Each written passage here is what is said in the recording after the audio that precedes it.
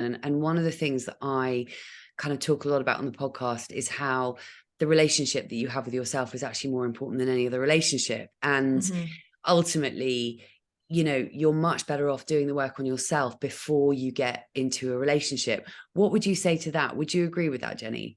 Yeah, I really agree with that, because I think I've always fallen into the trap of, well, when I'm married and when I found someone, everything will be fine and it'll all feel great. And that is not the case, because it's happened to me with lots of things. I think it's like, oh, well, when I move flats, I'll feel so much happier because I'm in a new space.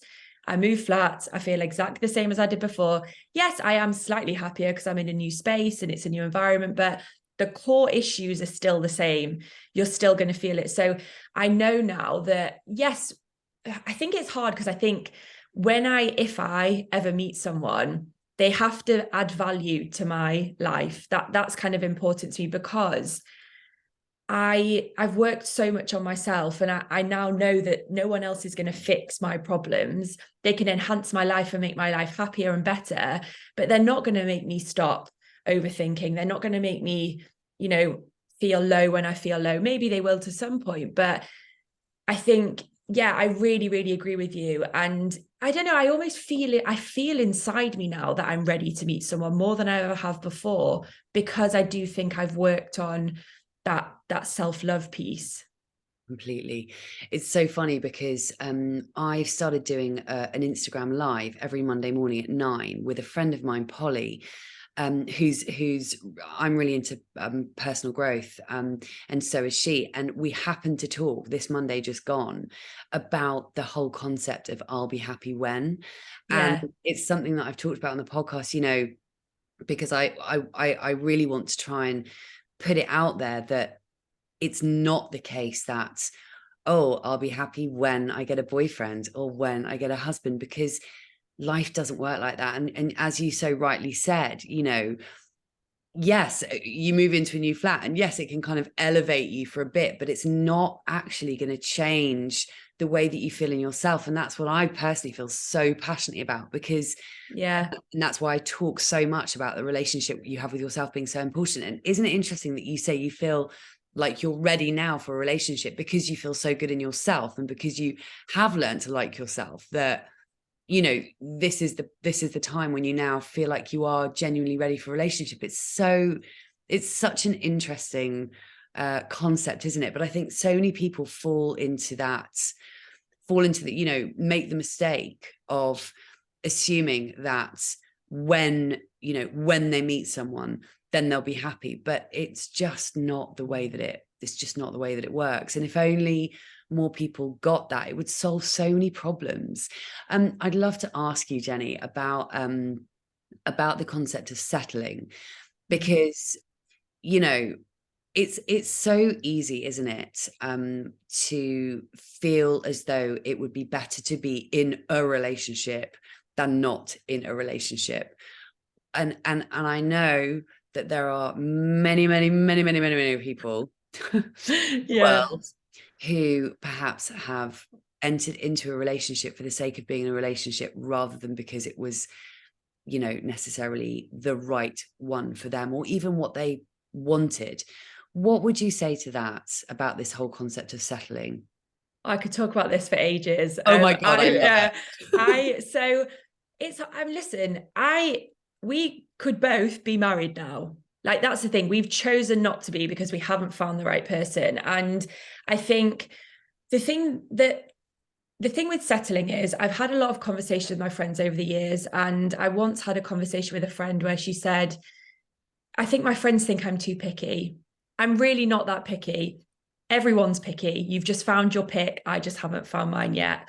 And I think when it comes to settling, I think we once had a conversation and she said, but would you not just prefer to kind of find someone that, is, my husband isn't like the full-on love of my life, but would you not find, not that it's not, he wasn't the fireworks that I feel like you want, and you want this moment, like, would you not just, give someone a chance, like, just try it? And I sat there and I was like, but no, like, I'm not looking for the fireworks. I don't want to have a meet cute from a romantic comedy. I mean, I'd love it if I did, but I think for me, I know when I know, and I want that spark, I want that feeling. And I think you're totally right.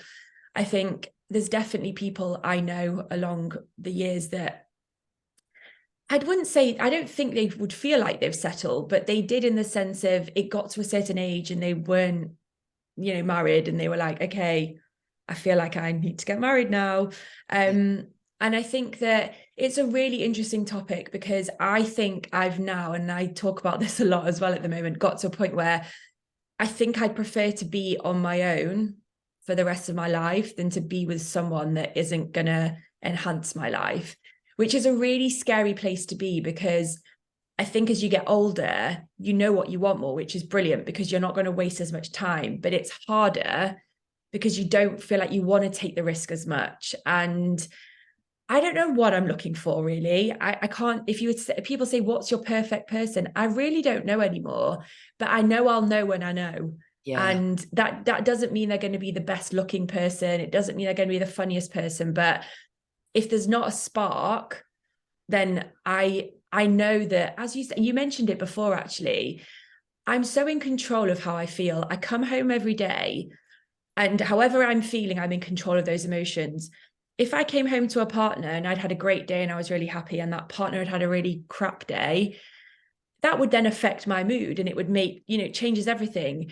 I don't want to break it, for the good and the bad. I come home and I can be in a bad mood or a good mood, but it's me that's in control of how I'm feeling. I don't want to change that for just anyone and settle for that. I want to change that for someone that it's really gonna feel better, if that answers your question. It does.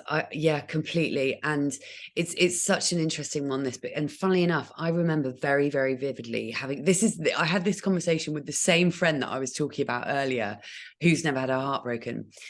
When I broke up with a boyfriend, this was back in, not my most recent ex, a couple of boyfriends ago. I think it was around about 2008, 2009. And not long after I broken up with this guy, I had a conversation on the phone with this friend of mine. And I remember she was basically talking about, moaning on about her husband, sort of this had happened and that had happened and da, da, da, da, da, as people do. Fair enough.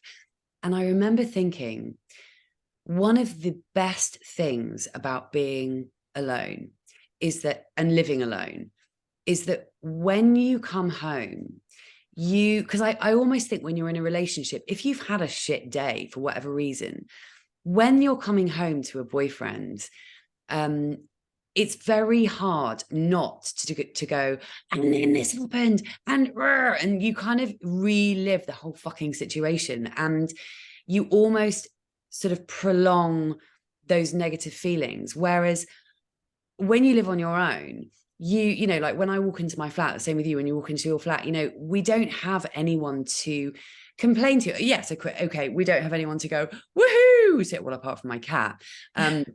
But you know what I mean? Like there's no one to sort of celebrate with either. But obviously we could pick up the phone to any number of people. But the point is that when you come home in a bad mood, I don't dwell on it, because I don't have anyone to discuss it with, and therefore go over and over and over it. Now, I think that's one of the most brilliant things about living alone, is that the atmosphere in your flat remains, you are the kind of thermometer, and Yeah. you set the thermostat, and it can, I think it's something that probably not that many people think about, but it's actually No, quite a big deal.